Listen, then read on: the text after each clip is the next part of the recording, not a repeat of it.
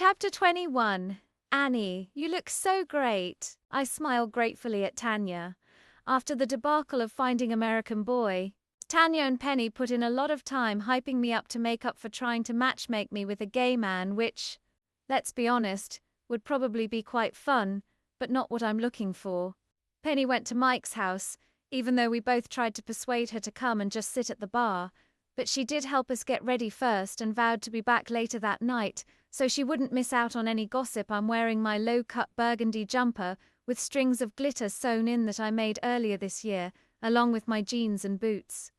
Tanya is wearing a violet dress, tights and pumps. The bus bumps over a pothole, and we both bob up and down. So I say, grinning at Tanya as the bus gets closer to the pub, "What are we doing tonight?" Tanya looks thoughtful. "Well, do you actually want to meet someone there?" "There won't be anyone there," I say at once. "This is not my first rodeo." Tanya laughs. "Okay, let's do accents then," I groan. Accents are by far my worst skill. Oh God, I definitely won't meet anyone if I do that. "What do you want to do?" Tanya pauses, thinking, and then claps her hands together. "Oh, Scottish. I've just finished watching Outlander. I can pretend to be Claire. Can you actually do a Scottish accent?" "Yeah. Listen to this. Hello, my name is Tanya." "That's a no then." She hits my arm and we both laugh as the bus turns towards the street that the Clapham Arms sits on. I reach forward and press the bell. "Oh, I'm so excited," Tanya says as we clamber to our feet and stagger down the stairs.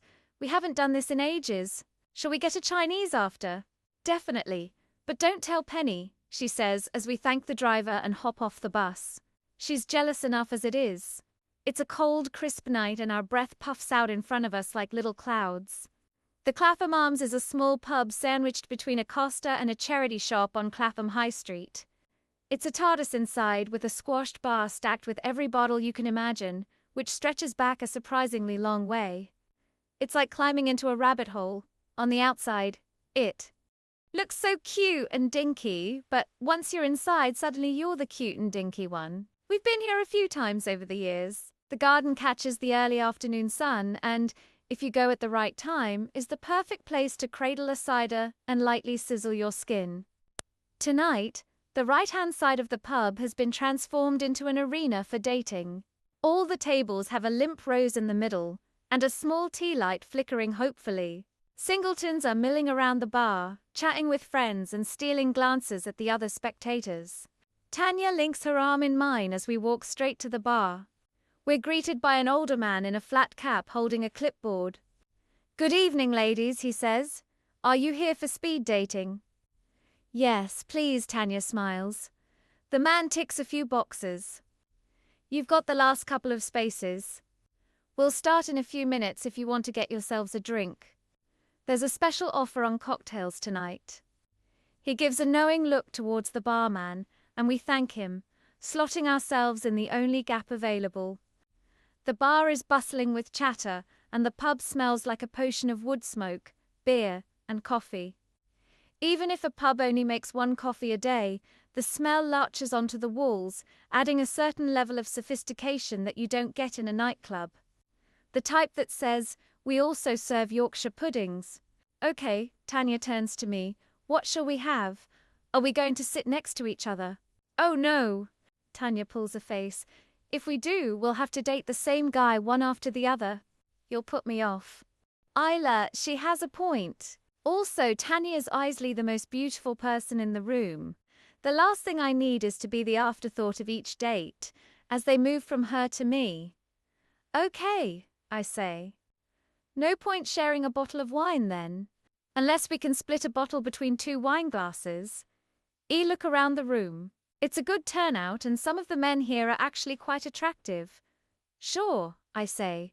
Tanya leans over the bar to get the barman's attention, and I run my fingers through my hair.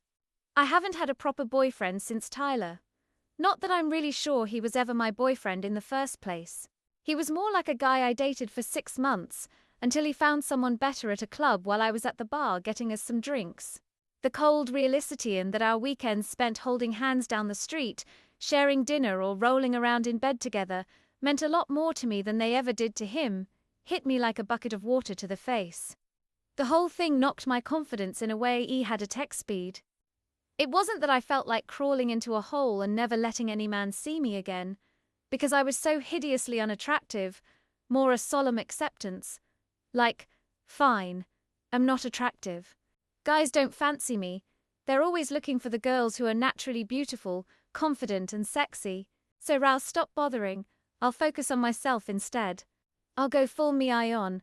I wear the bright clothes and the bagsy dresses, and I'll throw every pair of heels I hate into the bin, even though I used to stuff my feet into them because that's what everyone else was doing. It's like I went into full self-defense mode. Like, I don't care if nobody fancies me because I don't want anyone to fancy me. It was easier to focus on myself and hide behind this magnificent steel wall than put myself out there again. Don't get me wrong, I've had the odd date, snogged strangers on a dance floor and spent evenings flicking through Hinge with Tanya and Penny. But that's as far as it has ever gone. I never see anyone more than twice. That's quite enough for me. Except since I met American Boy, I'm not sure if it is enough. I felt attractive and empowered talking to him, even though I was being my full weird self in my bat costume. It was something I hadn't expected to feel. I'd given up searching for that feeling because I'd convinced myself that I didn't want it anyway. But with him, it felt quite nice. Like someone had flicked a switch inside me. Tanya puts a glass in front of me and starts to glug the white wine into it.